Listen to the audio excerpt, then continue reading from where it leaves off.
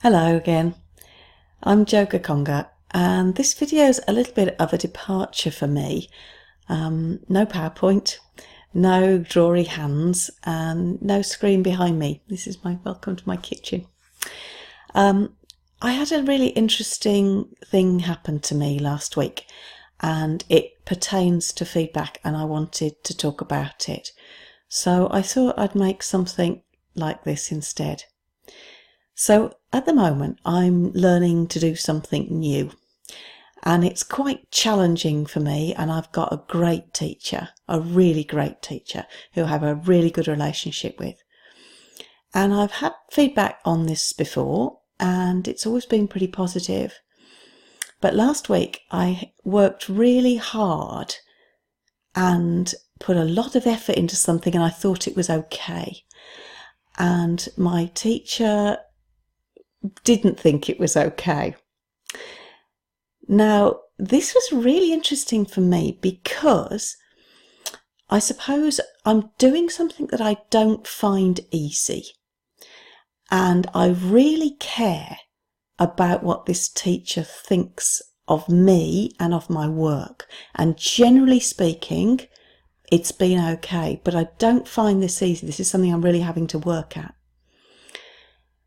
So I suppose that there was the expectation that I had that it was okay, and the fact that it wasn't. And the feedback I got was constructive and not at all unfair, and not in objective terms probably even all that harsh. But it really stung. Oh my God, I was floored actually by this. And this was interesting, and it made me think about how our trainees feel when they're doing something that's not easy for them and they've put effort into and it hasn't quite worked in the way that they thought. And so there were two things about this. One was that it really stung. I was so upset. I mean, really, really ridiculously over upset. I knew I was more upset than this warranted, but I really was, and I couldn't let it go. And then the other thing about this was that it actually was quite paralysing. I tried to work on this thing and I couldn't. I kept opening my laptop to look at it and I couldn't do it. My brain was mush. And so I suppose it made me think a lot about what it is that feedback and constructive feedback and how we phrase that can be taken. And sometimes even when we think we've done a reasonable job of making it palatable, sometimes it really isn't easy to take, and not just in an emotional way so that you're upset about it, but that it actually prevents moving forward. Now, the way that I dealt with this was that I got in touch with my teacher and I talked to him about it, and he was incredibly supportive, and it helped actually. So, maybe that's also something interesting to think about, is how we can get trainees to deal with the fact that they're upset about something, that they're feeling an emotional reaction to something. So I'm not really sure what this is trying to say, except that I think as teacher trainers, we're probably quite good teachers. Otherwise we wouldn't be doing what we were doing, and it was probably quite easy for us to learn to teach.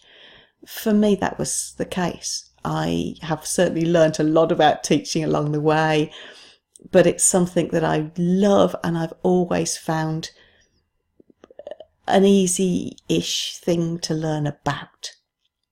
I've been reasonably successful. And I suppose that's true for anything, isn't it? You go into teaching something because you love it and you find it relatively easy. So having to empathise with the people who don't find it easy is important. So that was my lesson, I suppose, for this week, and it gave me a lot of empathy for the people who are struggling with having feedback which wasn't quite what they expected. So for what it's worth, that was my critical incident for this week, and that's what I thought about it. I'm kind of interested if you have any similar experiences. Have you had experiences of having had negative feedback that perhaps you didn't expect, and reacting to it in a way that was surprising to you personally, maybe? Anyway, thanks for listening. I'll be back with, more typical things probably soon. Thanks a lot. Bye-bye.